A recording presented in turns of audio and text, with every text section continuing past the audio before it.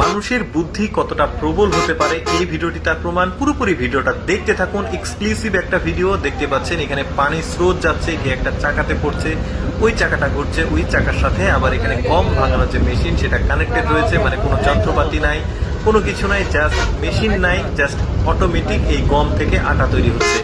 বিষয়টি যদি আরো ক্লিয়ার ভাবে আপনাদেরকে দেখাই, একদম পরিষ্কার ভাবে দেখাবো, মনোযোগ সহকারে ভিডিওটা পুরোপুরি দেখুন। একটা মেয়ে এই যে দেখতে পাচ্ছেন ধান দিচ্ছে, একটা সুন্দর একটা জায়গা তৈরি করেছে, দেখতেই পাচ্ছেন।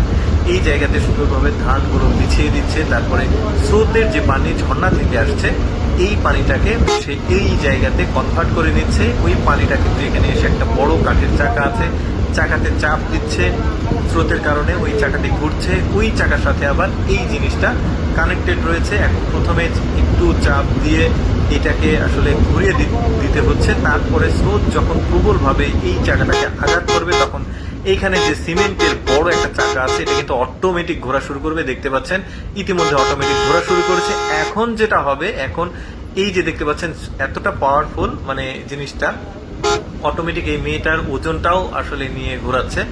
এখন ধানগুলো চালে রূপান্তরিত হয়ে যাবে, অর্থাৎ এই যে চাকাটা দেখতে পাচ্ছেন এটা অনেক ভারী একটা চাকা, ধানের উপর চাপ দিচ্ছে, ধানের খোসাগুলো উঠে গিয়ে চাল বের হচ্ছে। এই যে দেখতে পাচ্ছেন সেই ঝর্ণাটা, এই ঝর্ণাটা কিন্তু ওই যে পানিগুলো নেমে আসছে ওই পানিটাই কিন্তু ও সে কনভার্ট করে, সব পানি না, কিছুটা অংশ পানি এই যে একটা ফুটো দিয়ে এই দিক দিয়ে সে ওই চাকার কাছে নিয়ে যাচ্ছে। তারপরে ওই চাকাটা ঘোরার সঙ্গে সঙ্গে এখানে সিমেন্টের যে চাকাটা এটাও কিন্তু সুন্দরভাবে ঘুরছে, আর এই ধানগুলো চালে রূপান্তরিত হয়ে যাচ্ছে। দেখতে পাচ্ছেন আমি কিন্তু বেশ কয়েকটা ফুটেজ একত্রিত করে তারপরে আপনাদেরকে বোঝানোর জন্য আসলে এই পূর্ণাঙ্গ ভিডিওটি বানিয়েছি, কারণ মানে একদম পূর্ণাঙ্গ ভিডিওটা ছিল না, ছোট ছোট ফুটেজগুলো একত্রিত করে তারপরে এটাকে আমি সুন্দরভাবে সাজিয়েছি। যাই হোক, এই যে দেখতে পাচ্ছেন হয়ে গেছে। এখন ধানের যে গুঁড়া রয়েছে সেই গুঁড়া চাল একত্রিত, যে এটা এখান থেকে গুঁড়াগুলো সরাবে, চালগুলো আলাদা করবে। এই যে দেখতে পাচ্ছেন এটা আরেকটা জিনিস, এর ভেতরে বাতাস তৈরি করছে তারা, এটা ঘুরিয়ে বাতাস তৈরি করছে, বাতাসে গুঁড়াগুলো একদিকে চলে যাচ্ছে, চালগুলো আরেকদিকে চলে যাচ্ছে।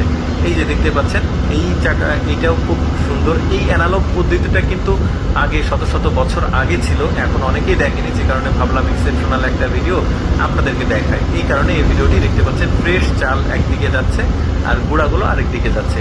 খুবই চমৎকার, প্রায় কমপ্লিট হয়ে গেছে কাজ। এই যে চালটা হয়ে গেছে দেখতে পাচ্ছেন, এখন সে বস্তায় করে নিয়ে যাচ্ছে। এই যে এখন যে স্রোতগুলো আসছিল সেই স্রোতগুলোকে সে আসলে আরেকদিকে ঘুরিয়ে দিল, যেহেতু তার কাজ শেষ, এখন তার কাজ শেষ, এখন সে স্রোতগুলো ঘুরিয়ে দিল।